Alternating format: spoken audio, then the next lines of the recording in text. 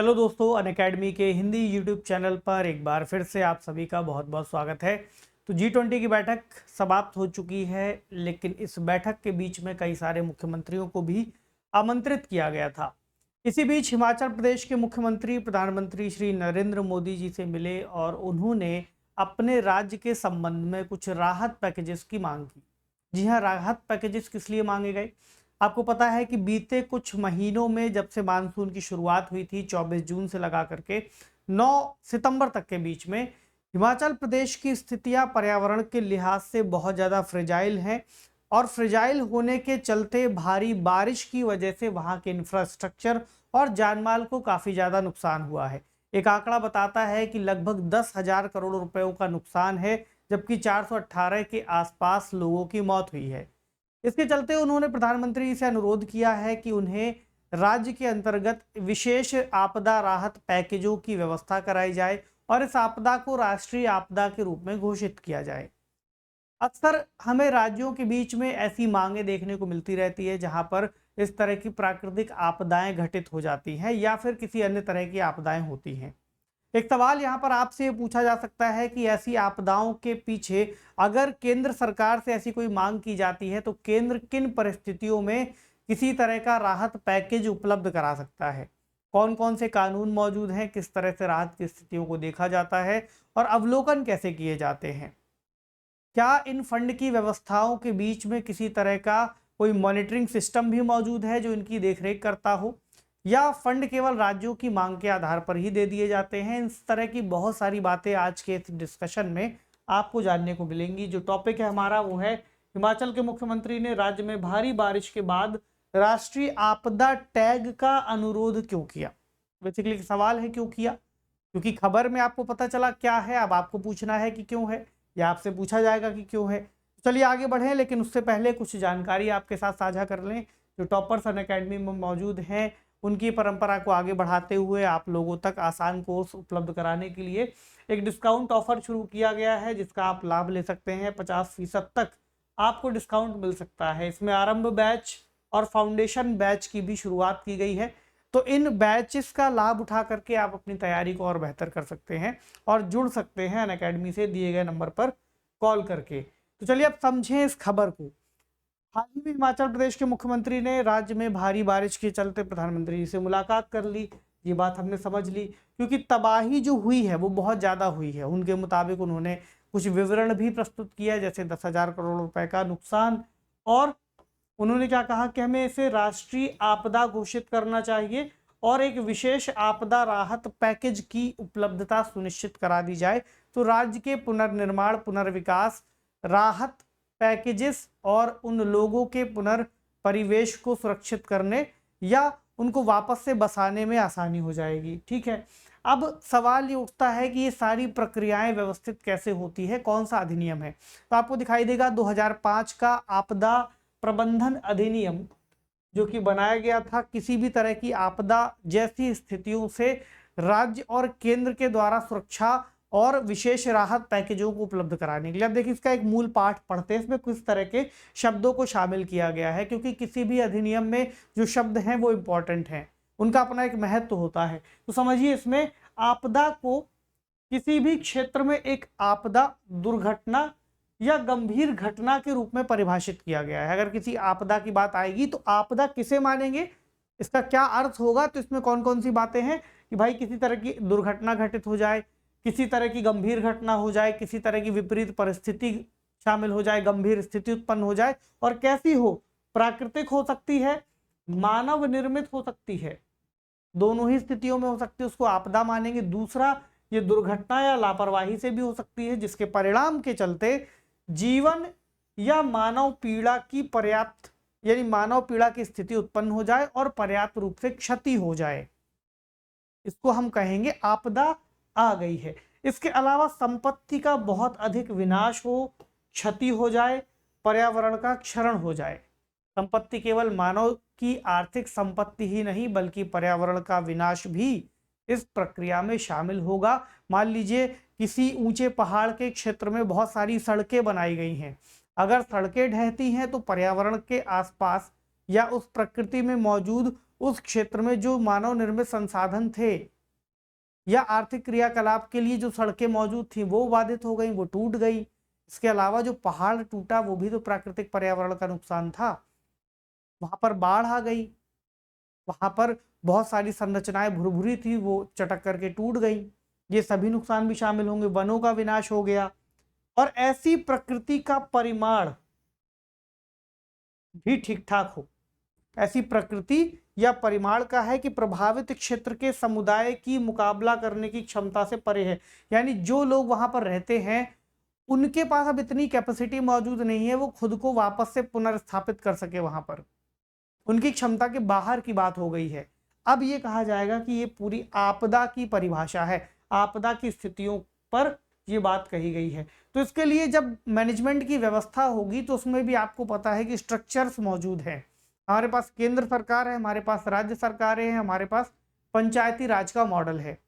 तो आपदा केवल ऐसा नहीं, मान लीजिए केंद्र सरकार की बात आए तो केंद्र सरकार चूंकि राष्ट्रीय स्तर पर काम करती है, तो लेकिन राष्ट्रीय स्तर पर क्या, वहां पर भी तो लोग ही मौजूद है ना, लोगों की ही सुरक्षा की बात आएगी। तो राज्य के स्तर पर जब आएंगे वहां पर भी लोग हैं, पंचायत के स्तर पर आएंगे वहां पर भी मौजूद है। लेकिन जो स्ट्रक्चर है उसकी एक हायरार्की है और एक व्यवस्था है। उसी व्यवस्था को अगर आप यहां समझे तो आपको क्लियर होगा डिजास्टर मैनेजमेंट एक्ट 2005 में किस तरह से बातों को लिखा गया है या किस तरह से स्ट्रक्चर है। इसमें पहला है सेंट्रल गवर्नमेंट का, केंद्र सरकार का। दूसरा है स्टेट गवर्नमेंट यानी कि राज्य सरकार। और तीसरा है जिला प्रशासन।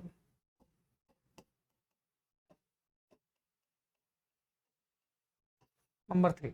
अब इसका स्ट्रक्चर समझिए। जो सेंट्रल गवर्नमेंट है वहां पर मिनिस्ट्री ऑफ होम अफेयर्स यानी गृह मंत्रालय के अंतर्गत चीजों को देखा जाएगा। National institute for disaster management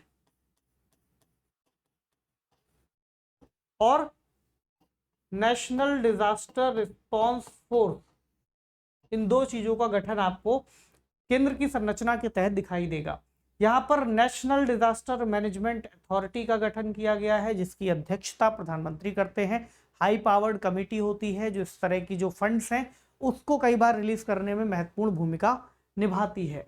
तो नेशनल एग्जीक्यूटिव कमेटी ही इसको कह सकते हैं। दूसरा जब लेवल पर आप आएंगे, मान लीजिए केंद्र के स्तर पर राहत, आपदा से राहत के जो कार्य है वो अलग से किए जाएंगे। अब आएंगे राज्य के स्तर पर तो आपको दिखाई देगा DMD,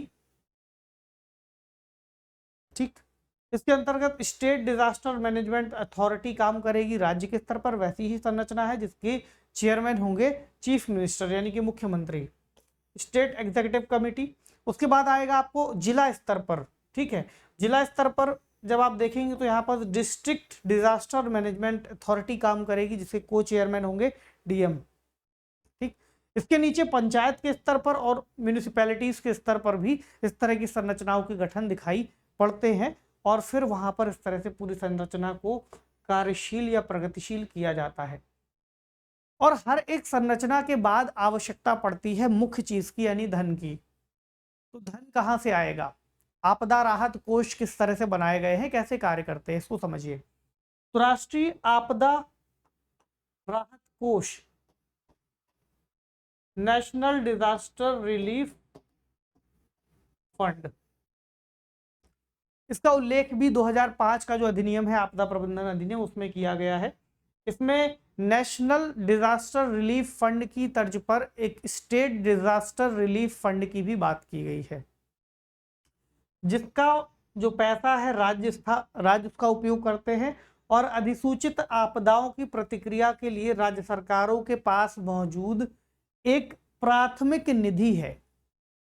कुछ ऐसी आपदाएं हैं जिनको राज्य के स्तर पर सूचित कर दिया गया है कि अगर आपके यहाँ ऐसी घटनाएं घटित होती हैं तो आप इस फंड का यानी SDRF का, स्टेट डिजास्टर रिलीफ फंड का इस्तेमाल कर पाएंगे। कौन कौन सी है सूची देख लीजिए एक बार, जैसे कि चक्रवात, सूखा, भूकंप, आग, बाढ़, सुनामी, ओलावृष्टि, भूस्खलन अगर हो जाता है, जो कि आमतौर पर आपको उत्तर पूर्वी और उत्तरी राज्यों में दिखाई देता है। हिमस्खलन, बादल फटने की घटना, या फिर किसी तरह से आपकी फसलों पर कीटों का हमला हो जाए, वो भी इसके अंतर्गत आएगा।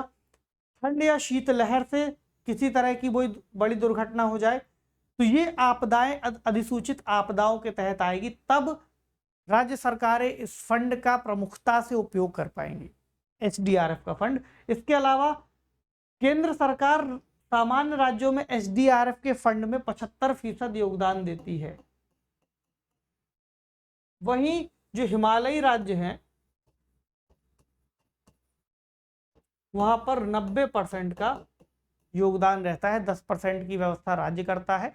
वहीं सामान्य राज्यों में 75% की व्यवस्था केंद्र करता है और 25% की व्यवस्था फिर राज्य सरकारें करती हैं। इसके अलावा किसी आपदा की स्थिति में बचाव, राहत और पुनर्वास उपाय करने के लिए राज्य सरकार मुख्य रूप से उत्तरदायी है। देखिए यहाँ पर जो शब्द लिखे हैं इनको आप नोट कर लीजिए, याद कर लीजिए, रट लीजिए। आप उत्तर लिखेंगे, इन शब्दों को लिखना आपके लिए जरूरी होगा। कौन कौन से? बचाव कार्य, राहत कार्य और पुनर्वास कार्य। मतलब ये कुछ ऐसे शब्द है, देखिए हर विषय के लिए कुछ खास शब्द बने होते हैं। उस विषय से जुड़े अगर आपने उन कीवर्ड्स को नहीं लिखा तो आपका उत्तर बहुत सतही माना जाएगा। तो याद रखिएगा, जहां पर भी ऐसे कुछ शब्द आएंगे मैं आपको इंगित कर दूंगा, स्टार मार्क कर दूंगा, तो आपको उन्हें जरूर नोट कर लेना है कि उस विषय से जुड़े हुए इन शब्दों को आपको जब भी डिजास्टर मैनेजमेंट या आपदा राहत से जुड़ा हुआ अगर आप उत्तर लिखेंगे, आपको इन शब्दों का इस्तेमाल करना ही करना है। जैसे वो एक्ट की चर्चा आई थी, उसका इस्तेमाल आप करिए फंड से रिलेटेड, नियमों से रिलेटेड, ठीक है। तो इन्हें केंद्रीय सहायता से संपूरित किया जा सकता है। इसके अलावा निर्धारित प्रक्रिया का पालन करने के बाद राष्ट्रीय आपदा प्रतिक्रिया कोष से अतिरिक्त केंद्रीय सहायता भी प्रदान की जा सकती है। यानी अगर एसडीआरएफ से फंड की व्यवस्था पर्याप्त नहीं है तो केंद्र सरकारें फिर एनडीआरएफ से भी फंड की व्यवस्था करती हैं। अब इसकी मुख्य विशेषताएं और क्या क्या है? पहला तो ये है, नोट कर लीजिए, कि भारत सरकार के सार्वजनिक खातों में ब्याज रहित आरक्षित निधि के अंतर्गत ये स्थित है। इसमें निगरानी दो तरह से आपको दिखाई देगी। पहला तो गृह मंत्रालय के अंतर्गत जो भी प्राकृतिक आपदाएं आएंगी उनकी निगरानी और बाद में असेसमेंट का कार्य कि वहां पर कितनी आपदा आई है, कितनी धन की और आवश्यकता है, गृह मंत्रालय के अंतर्गत आती है, ठीक है। इसके अलावा अगर सूखा, ओलावृष्टि या कीट हमले या शीतलहर या ठंड से जुड़ी आपदाओं से जैसी गतिविधियां होती हैं तो वहां पर कृषि मंत्रालय का रोल आपको दिखाई देता है। इसकी निगरानी कृषि मंत्रालय के तहत होगी। तो इन दोनों बातों को याद रखिएगा, ये अलग अलग तरह से स्टेटमेंट के तौर पर आपसे पूछा जा सकता है। कल को ये वाला स्टेटमेंट लिख के आ जाएगा तो आप भूल चुके होंगे, तब तक आपने पता लगा मिनिस्ट्री ऑफ होम अफेयर्स ही याद कर रखा है या कृषि मंत्रालय ही याद कर रखा है। तो थोड़ा सेपरेशन है, याद रखिए कहाँ पर कौन सा मंत्रालय कार्य कर रहा है। इसके अलावा भारत के नियंत्रक एवं महालेखा परीक्षक कैग, ठीक है, एनडीआरएफ के खातों को ऑडिट करते हैं। तो अगर एक स्टेटमेंट यहाँ पर ये बन जाए कि एनडीआरएफ के खातों का जो ऑडिट है क्या कैग सीएजी के द्वारा किया जाता है, controller and auditor general of India के द्वारा किया जाता है, करते हैं, आपको यहाँ पर यस करना है, ठीक। इसके अलावा केवल आपातकालीन प्रतिक्रिया, राहत और पुनर्वास के खर्चों के लिए भी इसका उपयोग होता है। विशेष रूप से शमन के उद्देश्यों के लिए जो भी परियोजनाएं बनाई जाएंगी वहां पर इस्तेमाल होगा। शमन, मिटिगेशन यानी कि पुनर्वास जैसी व्यवस्थाएं, वापस से लोगों को उनके स्थानों पर बसाना। तो किसी आपदा के जोखिम, प्रभाव या असर को कम करने या आपदा की स्थिति को न्यून करने के लिए जो भी राष्ट्रीय आपदा शमन निधि है, इसके नाम से एक अलग निधि का भी गठन किया गया है। इसमें भी आप देखेंगे केवल एनडीआरएफ या एसडीआरएफ की ही व्यवस्था नहीं है, कुछ और भी तरह के फंड्स हैं जो उपयोग में आ सकते हैं। अब यहाँ पर एक शब्द आएगा कि गंभीर आपदा की स्थिति क्या होगी जब अलग से कुछ फंडों का इस्तेमाल किया जा सकता है। गंभीर आपदा क्या है? इसका जो वर्गीकरण है विशिष्ट प्रक्रिया के आधार पर किया जाता है। जैसे राज्य सरकार को आपदा के कारण होने वाले नुकसान और धन की आवश्यकता को दर्शाते हुए ज्ञापन देना होता है, तब ये माना जाता है मतलब कि गंभीर आपदा आई है। तो राज्य सरकार पहले बताएगी कि कितना नुकसान हुआ है, कितने धन की आवश्यकता है, इसका ज्ञापन आएगा। उसके बाद एक अंतर मंत्रालय केंद्रीय टीम राहत कार्यों के लिए कितनी क्षति हुई है और कितने धन की आवश्यकता है उसका आकलन करेगी मौके पर जाकर, और कुछ विशेष समितियां इन आकलनों के आधार पर रिपोर्ट तैयार करेंगी, ठीक है, और इनकी जांच भी करेंगी। फिर एक उच्च स्तरीय समिति आएगी जो कि एनडीआरएफ से जारी की जाने वाली तत्काल राहत की मात्रा को मंजूरी देगी। कई बार ऐसा भी हो जाता है कि अगर स्थितियां बहुत विपरीत हो तो जल्दी मंजूरी भी हो जाती है, ठीक। इसके अलावा जो गृह मंत्रालय है उसका यहाँ पर रोल है, ध्यान रखिएगा। इसका आपदा प्रबंधन प्रभाग यानी डिजास्टर जो मैनेजमेंट से जुड़ा हुआ डिवीजन है वो यहाँ पर कार्य करेगा और सहायता प्रदान करेगा और धन के उपयोग की निगरानी करेगा। इसके अलावा एक आपदा राहत कोष बनाया गया है CRF, जिसे केंद्र और राज्य के बीच में 3:1 का कोष माना गया है, जिसमें 3 जो अनुपात है उसका फंडिंग केंद्र सरकार करती है और 1 अनुपात में राज्य सरकार का रोल होता है। इसके अलावा अगर CRF में संसाधन पूरे ना हो तब क्या होगा, तब एक और फंड है केंद्र द्वारा 100% वित्त पोषित राष्ट्रीय आपदा आकस्मिकता कोष या आकस्मिकता निधि NCCF से अतिरिक्त सहायता पर विचार किया जा सकता है। पहला फंड आपको याद है NDRF, दूसरी व्यवस्था ये दिखाई देती CRF और NCCF की। तो आपदा के गंभीर रूप से घोषित होने पर ऋणों के पुनर्भुगतान में राहत या प्रभावित व्यक्तियों को रियायती शर्तों पर नए ऋण देने पर भी विचार किया जा सकता है। बेसिकली जब आर्थिक रूप से किसी व्यक्ति की स्थिति खराब हो गई तो वहां पर भी रियायतें देने का काम आपको दिखाई देगा। इसके अलावा केंद्र और राज्यों को धन का आवंटन कैसे होगा, अब यहाँ पर देखिए वित्त आयोग की व्यवस्था आपको दिखाई देगी। वित्त आयोग जो केंद्र और राज्यों के बीच में धन के बंटवारे की व्यवस्था को देखता है। तो 15वां वित्त आयोग 2021-22 से 2025-26 के लिए, इसको एक बार फिर से लिख लीजिए, 2021-22 से 2025-26 के लिए काम कर रहा है। कौन सा है, 15वां वित्त आयोग। इन्होंने एक नई पद्धति अपनाई। इन्होंने क्या किया कि पिछले खर्चे जो आपने खर्च किए हैं, जोखिम, अनावरण क्षेत्र और जनसंख्या, उन पर होने वाले खतरे और राज्यों की भेद्यता जैसे कारकों को यहाँ पर स्वीकार किया है। नई पद्धति में आपने कितना खर्च किया है, पहले कितनी जनसंख्या है आपके पास, कितनी वल्नरेबिलिटी है आपके पास, जोखिम वाला क्षेत्र कितना है, और आपका राज्य कितना सुवेद्य, हिमालयी है, मैदानी है या पठारी भाग है, किस तरह का आपका क्षेत्र है, इसके आधार पर आपको धन का आवंटन मिलेगा। तो आयोग ने एनडीआरएफ के लिए 54,770 करोड़ रुपए दिए हैं और सभी राज्यों को एसडीआरएफ के अंतर्गत 1,28,122 करोड़ रुपए आवंटित किए हैं, सभी राज्यों का ओवरऑल खर्च मिला करके। तो केंद्र को इसमें से 98,080 करोड़ रुपए और राज्य सरकारों को 30,041 करोड़ रुपए दिए हैं, मतलब इतनी व्यवस्था की गई है। अगला, आयोग द्वारा राज्य आपदा न्यूनीकरण निधि, एक और फंड की बात आ गई, याद रखिए, एसडीएमएफ, ये तीसरे तरह का है। एसडीएमएफ के तहत 32,030 करोड़ रुपए की मंजूरी मिली है, जो कहाँ उपयोग किया जाएगा, वनों की पुनर्स्थापना के लिए, ठीक है, बेसिकली मिटिगेशन वाली व्यवस्था में जन जागरूकता बढ़ाने जैसे कार्यों के लिए होगा। और राष्ट्रीय आपदा न्यूनीकरण निधि में कितना खर्च होगा, 13,693 करोड़ रुपए केंद्र सरकार की तरफ से। तो एसडीएमएफ और एनडीएमएफ आपको यहाँ मिल गए। बेसिकली 3 तरह के फंडों की व्यवस्था यहाँ पर आपको दिखाई देती है, केंद्र के स्तर पर 3 और राज्यों के स्तर पर 3। आप चाहें तो कमेंट सेक्शन में इन तीनों को एक बार फिर से सेशन को रिवाइज करके इनके नाम लिख सकते हैं, क्योंकि बाद में आप इन्हें भूल जाएंगे, आपको केवल और केवल एनडीआरएफ ही याद रहेगा, या दूसरा कोई आएगा तो आपको कंफ्यूजन हो जाएगी उसके नाम को समझते समय। तो इसको लिख लीजिएगा, एक बार प्रैक्टिस कर लीजिएगा, इंपॉर्टेंट है। आपदा प्रबंधन वाले जो सेक्शन है जीएस पेपर 3 में, वहां आपको निश्चित तौर पर इस पर सवाल बनते हैं। तो ये बेसिकली पूरा टॉपिक है, छेड़ दिया है हिमाचल के मुख्यमंत्री जी ने, लेकिन ये व्यवस्था ही परमानेंट है जो अभी के समय इस्तेमाल की जाती है। कानून मौजूद है, व्यवस्था मौजूद है, तो आपको इसको ठीक से समझना है, ठीक है। चलिए एक सवाल ले लें, निम्नलिखित कथनों पर विचार कीजिए। पहला, एनडीआरएफ की राशि विशेष रूप से शमन के उद्देश्य से परियोजनाओं पर व्यय की जाती है। दूसरा, यह भारत सरकार के सार्वजनिक खातों में ब्याज रहित, शब्द पर ध्यान दीजिए, ब्याज रहित आरक्षण निधि के अंतर्गत आती है। और तीसरा, आपदा के गंभीर घोषित होने पर ऋणों के पुनर्भुगतान में राहत या प्रभावित व्यक्तियों को रियायती शर्तों पर नए ऋण देने पर भी विचार किया जाता है।